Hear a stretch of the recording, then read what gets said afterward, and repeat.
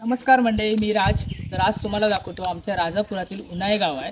त्या गावामध्ये उन्हाळे गरम पाण्याचा झरा आणि हा मंडळी गरम पाण्याचा झरा आहे ना, साईडलाच आमच्या राजापूरची अर्जुना नदी आहे थंड पाण्याची, त्याच्या साईडलाच गरम पाण्याचा झरा आहे. तर निसर्गाची देणगीच आहे.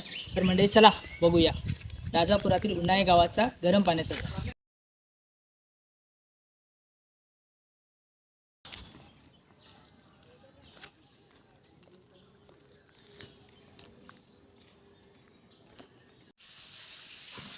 तर मंडळी खालती आलो आपण.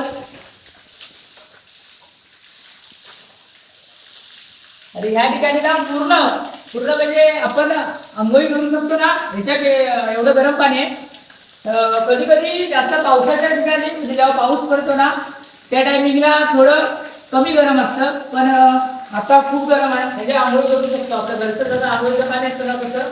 आणि हा जरा याला कुठलीच पाईप लाईन नाही की कुठलेच नळ वगैरे काहीच लावलेलं नाही. साईडला अर्जुना नदी आहे थंड पाण्याची, त्याच्या साईडला आपला गरम पाण्याचा कुंड आहे आणि साक्षात जमिनीतून झरा आलेला आहे. या ठिकाणी गरम पाण्याचा झरा आहे.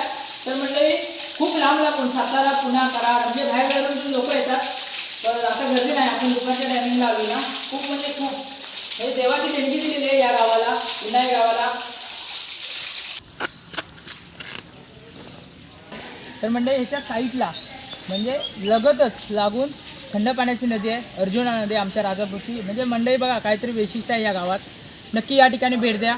आणि उन्हाळ्या गावामधले कोण असतील तर नक्की कमेंट करून सांगा. आणि राजापुरामधले असतील तर मंडई कमेंट करून सांगा. आणि कोण आले नसेल या ठिकाणी तर नक्की मंडई भेट द्या.